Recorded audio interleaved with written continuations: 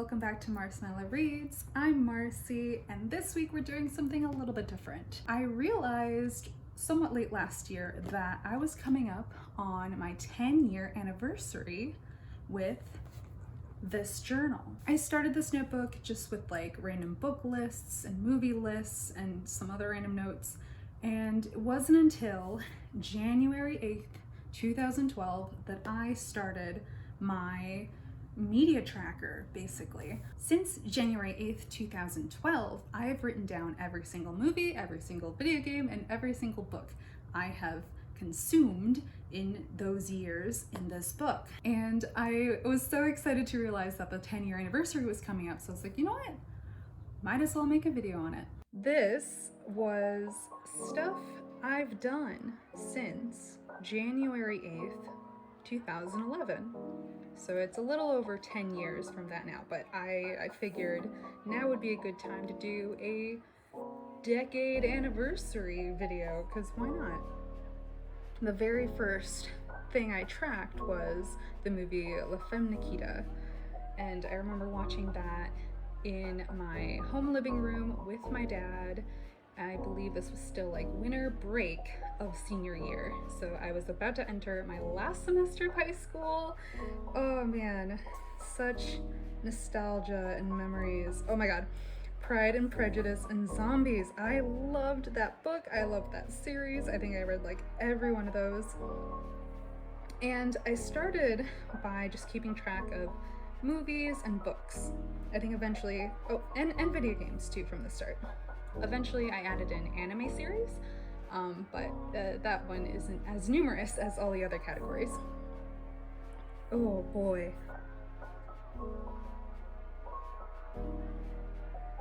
So I started off in just like whatever pencil I had, and then I would have like a big block to show the difference between years. And man, I feel like the first year didn't really have a lot of entries. So 2012, that's really when I started college. So it was mostly movies at that time. I did not have the time or the energy really to read that many books. 2014, still in college, still using whatever pencil I had. Like my handwriting, it's all right. It got a little bit better over time. Ooh, okay, so this half of 2015, I was out of college. I had graduated by then, and I also switched pencils to one with a bit of a thicker and darker lead.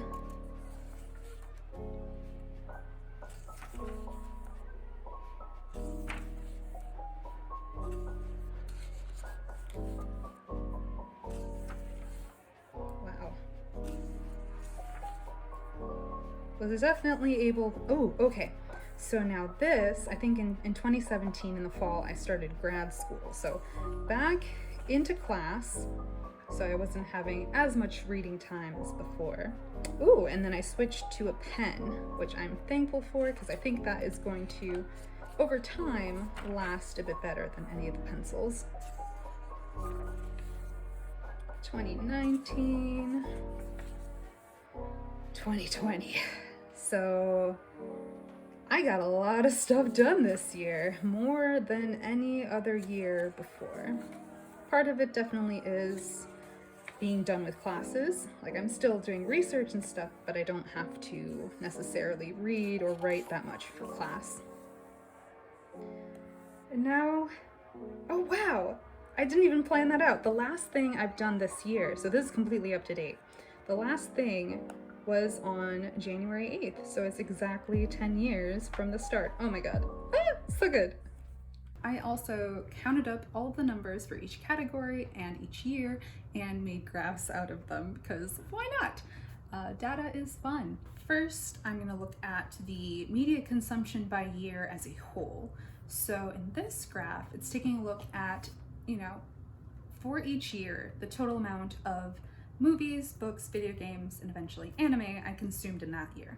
For the most part, my movie consumption has been pretty steady. There was a bit of a spike in 2017. Oh, I think that's the year I had MoviePass. Yeah, that makes sense.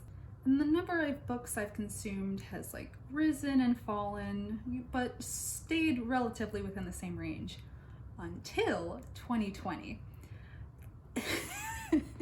Before 2020, the most books I read in a year was 48, which is still a lot. Like I was pretty proud of that number. And then I hit 90. I was shocked. I think my original Goodreads reading challenge number for 2020 was like 35. And I remember I was hitting like May or June and I was already past that number already. And I chose to bump it up to like 60. Never did I think that I was going to hit 90 books. Like I'm impressed. I'm a little proud. Like it was a very good reading year. So I'm pretty impressed that by far 2020 was the most number of things consumed in a year. But really, it's not surprising. Like I'm at home. What else am I gonna do? I don't think there's anything too interesting about my movies by year graph. As a whole, I'm a big movie lover, so whenever I can convince my husband to watch something with me or whenever I get into the mood, I like to watch a movie. Usually, more so in the past, I've tried to like completely focus my attention on that movie, but I've noticed more and more, especially this year, I had some trouble like putting down my phone or putting down my tablet or whatever and strictly just watching a movie. Obviously, if it's subtitled, it's going to be easier to drop everything else and focus on that. But especially if it's a movie that I've seen before, like a Disney movie or just like another movie I've seen, it's a lot harder to like completely disconnect and just watch the movie. It was a lot easier to do that when I was going to see movies in the theater. I would never be on my phone in the theater. One, that's rude. And two, I paid to see this movie. I'm going to watch it. I do find it a little amusing that even in my lowest year, I still watched 77 movies. That's not bad. Okay, the books by year though. This graph is quite telling, I think. Since high school, I've enjoyed reading. My interest specifically in books and my interest in a greater variety of books has increased as I've gotten older. But it's interesting to see like where this graph increases and where it dips, because I think it matches up with my academic school life. So in 2011, that year was the end of high school and the beginning of my freshman year in college. This is when I was reading books for school and I was counting those books in this tracker. But because I was reading a lot for school, I didn't really have a lot of time outside of that to devote to reading books, specifically for pleasure. I think 2012 is a good indicator of when college really started to kick my butt. I read 7 books that year. That's nothing. I think if I wasn't a science major, I think that number would have been higher. Like if I was taking more English courses or even in my German classes, I wasn't reading a lot of books specifically for those.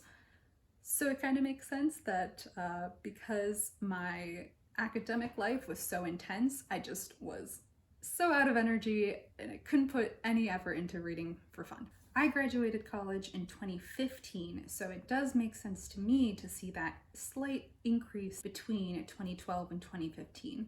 I think as I was getting a little bit better at college work, I was able to fit in more fun things. 2016 being the last big year for books for me makes a whole lot of sense, because between college and grad school, I took 2 years off. And during these years, I was just working as a lab tech. So that job was not very demanding at all.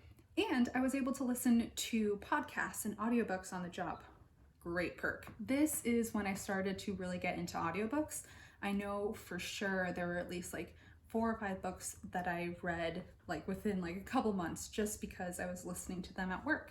And because I didn't have schoolwork to deal with or research outside of work time, I had more free time. It makes so much sense that I would have had more desire and energy for reading for fun during this time period. And then we go back down in 2017, I started grad school, and at the beginning of this PhD track that I'm on, I had to take classes and I had to do homework and write stuff and take tests.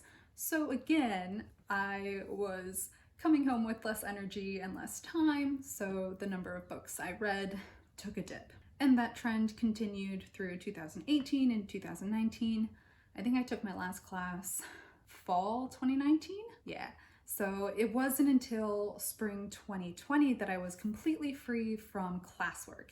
I was still doing reading for like my research and that kind of stuff, but I definitely had a lot more free time then. And then of course, with lockdowns, stay-at-home orders, and just general social distancing, 2020 gave me a lot of free time for reading, and it definitely paid off in both enjoyment and sheer number of books I was able to get through. My video game by year graph, I feel like it has a similar trend to my books by year. I think that's just related back to the amount of free time I had in these years. When I was in college, for the most part, I didn't have that much free time, but apparently in 2013 that didn't matter and I was just playing games. It also helps that I started to get more into indie games during college, so the amount of time taken to get through a game was a lot shorter than the types of games I was playing in high school. So instead of spending like 30 to 60 hours on a game, I could finish something in like 5 to 15. So I think that helped increase my numbers there. Yeah, there is a massive jump from like the 3 video games I did in 2018 to like the 18 and 19 games I played in 2019, 2020. And I think that just tracks with me being done with the classwork side of grad school and also just enjoying more indie games and larger games and games as a whole as a release. In 2015, I decided to add the anime category. I have been an avid anime fan since middle school. Before then, in middle school, that's when I discovered, I think it was like Toonami and Adult Swim, they would show anime series. And this is where I discovered Bleach and Naruto, Samurai Champloo, and my all-time favorite, Fullmetal Alchemist. I really, really enjoyed the original run of it, even with that weird-ass ending. And I absolutely adore Fullmetal Alchemist Brotherhood. I think hands down it is my favorite completed series, like mwah. 2016 and 2017 I think were a huge anime watching years because I was paying for Crunchyroll Premium, which allowed me to watch both on my phone and cast to the TV. But again, it dropped off, I think soon after I started grad school, and I'm not entirely sure why that is. I think it has to do with I typically enjoy watching anime series that have the original Japanese dub and with English subs. So because it's subtitled, I need to be prepared to completely devote my focus on that one show. And as I'm getting more and more addicted to my phone, that's getting harder to do. I think I just need to put my phone down more. Yeah. So that's it. That's the video. I know it's a little bit different and not fully focused on books, but hopefully you enjoyed it. I enjoyed making these graphs and taking a look at the trends. I hope you all have a wonderful reading week, and I will see you in the next one. Bye!